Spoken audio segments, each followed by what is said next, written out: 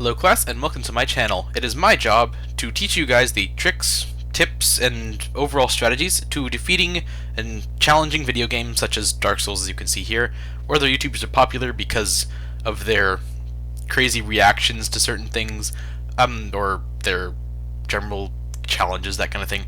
I want to be popular because I help you guys out and help you figure out what exactly you're doing. So, in case this is like a new video to you, it probably won't be, but I have released this is a redux of my first ever video, a character creation video for Dark Souls, as the game I'm playing now. It does have audio in the background, but I went ahead and just took it off because there's really no reason to have it in this, because there's no dialogue or important sounds or anything. It's basically just menu flipping, and that would just get in the way, really. So yeah. So I'm going to go ahead and make a PvP character. You can go watch my original video if you want the exact stats on what the character that we use in the actual walkthrough is, but it's not really that important.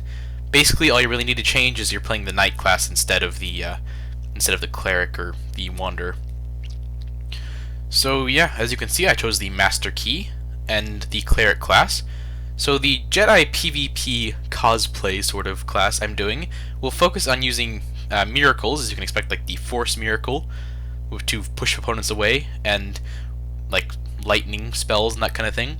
It will also be using dex weapons, such as like the Gold Tracer, that kind of thing, just to simulate the effects of a lightsaber. Although I might end up using buffs, but I will be using dex weapons due to that kind of thing. Personally, I just prefer female characters. That's just my style, but overall it won't matter much in many of the games I play. So, most of this video is just me customizing looks, but yeah, the main bits are basically the classes, the gifts, and the name. And even the name isn't that important because online you'll be seen as your profile name, like me. I'll be seen as Aramillis as opposed to Jedi PvP. So yeah, right now I'm just customizing my character to look better. So I'm just like going around and like picking hairstyles, pretty much. That's pretty much all I'm doing for this bit. So as you can see, you have a range of colors to choose from. This is just the simple customization though. Everything on the right side of the little divider at the top you can customize further in the customize menu here. So as you can see, you can like see what I'm going to be using here is you can use random, or you can use the create similar face button, slide it all the way to different, and then spam it, and you will come up with the most crazy, ridiculous faces you could ever imagine. Yeah, it just gets worse and worse. So if you really want something unique, hit that button as much as you can, and you'll get like big-nosed person with really heavy eyelids and almost no mouth at all. I really don't know. I'm sorry, I really am, but I just had to show you. It's just this thing, you know, just make random faces. So yeah, here you can change a few things like the general look of your face, or the maturity slider, or the features, like general features like strong or that kind of thing. You also have the hair and color options along with the general face preset at the top. You can initialize it to set it back to what you had initially, or the presets. But if you go to the customize menu, you can see all these things here.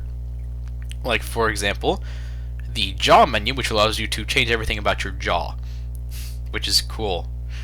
So don't really worry about it too much though, because in all honesty, especially in the walkthrough when you're using heavy armor and that kind of thing, you won't be seeing your face or hair at all. So it really doesn't matter at all, really. So don't worry about it. Just don't. It's not that important. So, but I went ahead and went into it just to show you guys what you can do. So, yeah, as you can see, there's mouth sliders. Now, all these sliders have a ridiculous upper and lower limit. So you can make your own crazy face if you want to. I made one that's like all scrunched up in red, and it's like angry face, rah. So that was fun.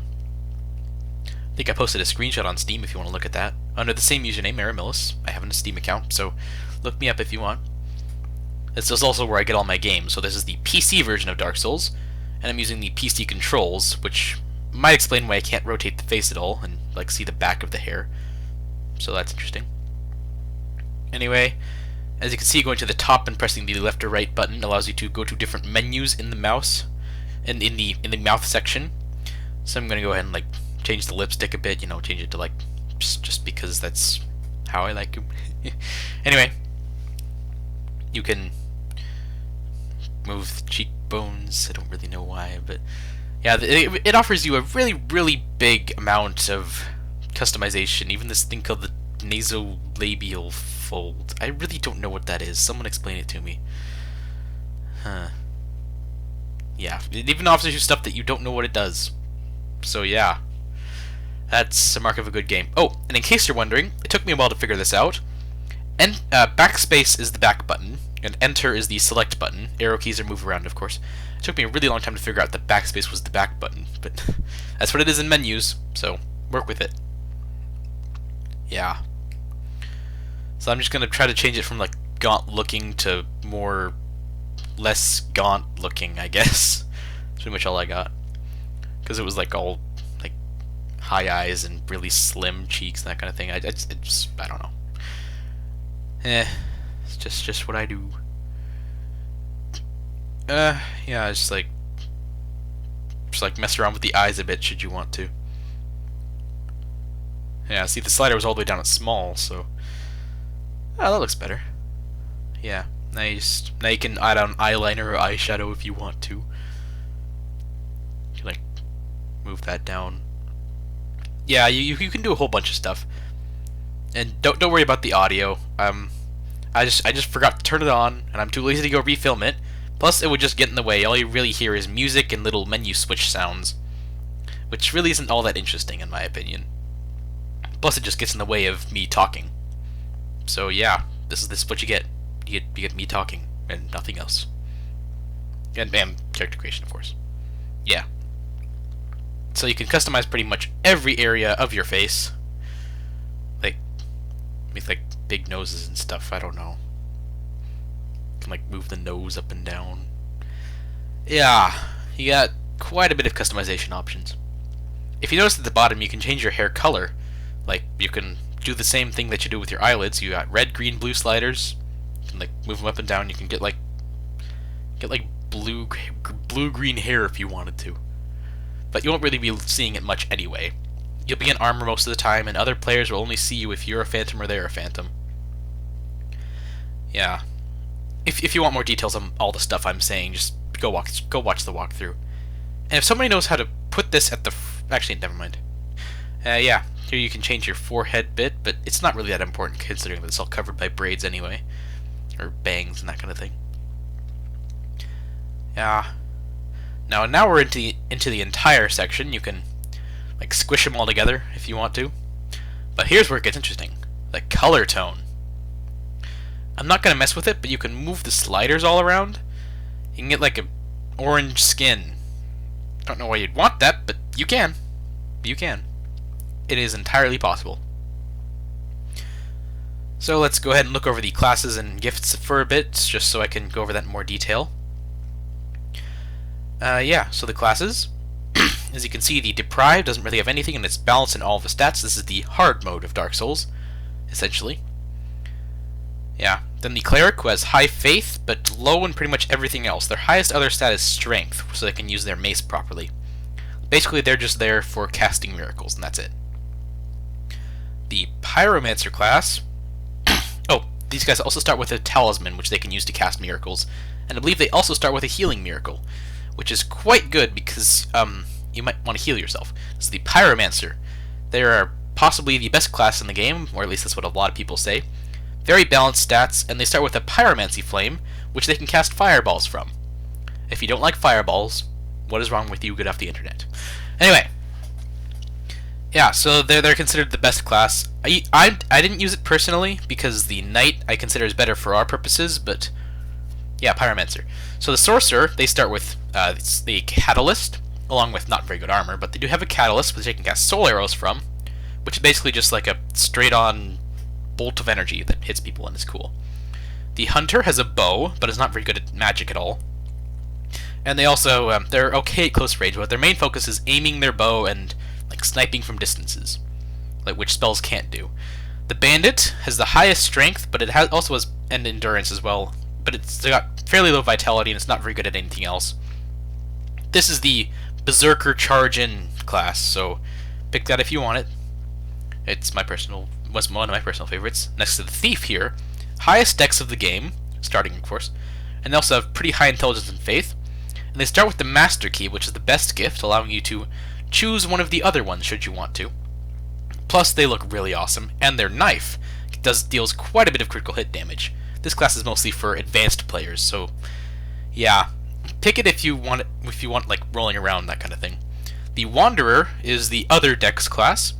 They're a little more balanced, they have better armor, and their scimitar is more of like a chain attacks as opposed to critical attacks. So you can pick them if you want to. I am actually going to end up doing that. But first we have to go over the other two classes, don't we? Yeah, so the Knight right above us. Past me, go up. Past me, hello. Past me, are you listening? There we go. Alright, so the Knight class has the highest vitality of any class in the game. Also has the heaviest armor. They move slowly, and their weapon isn't that good, but their shield is incredible, along with their armor. So basically they sit there behind their shield, and you can't really kill them. So this is the class we'll be picking because it's easiest to play them because you don't have to worry about timing your dodges or anything. This is the Warrior, the most balanced class of the game. High strength and dex, good vitality and endurance, lowish level, and medium-sized armor and weapons and a shield, I guess. So it's good. It works.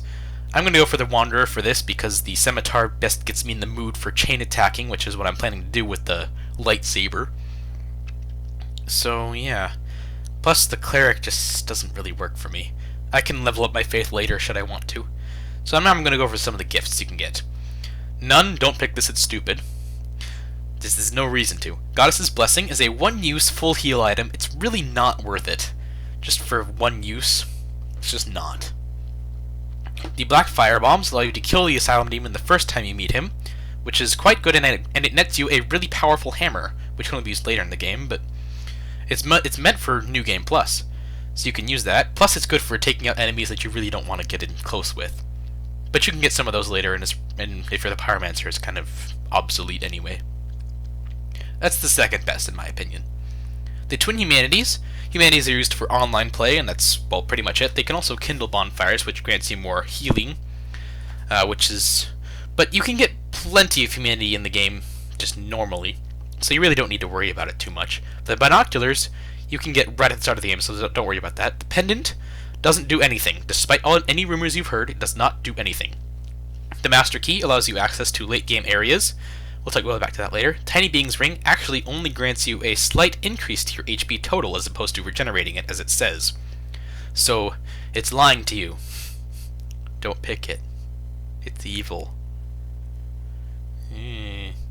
Anyway.